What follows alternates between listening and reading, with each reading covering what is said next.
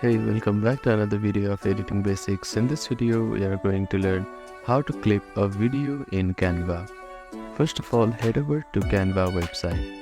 Make sure that you are logged into your account. Now, open any of your video template or upload your own file.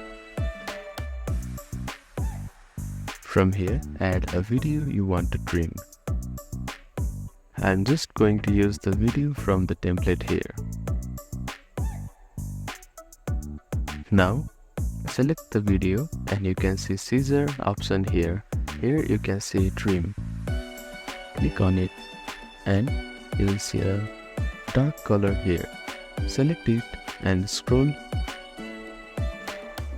Select it and move it to the right and you will be trimming the starting of your videos. Now, you can also see it at here, at the last of the video. Now click on it and drag it to the left. You are trimming the last side of a video. You can also move it like this. So that is how you can trim your video. You can also manually select the total length of a video by changing this number here. I am going to make it 18 and it will be 18 seconds long. So that is how you can trim or clip a video in Canva.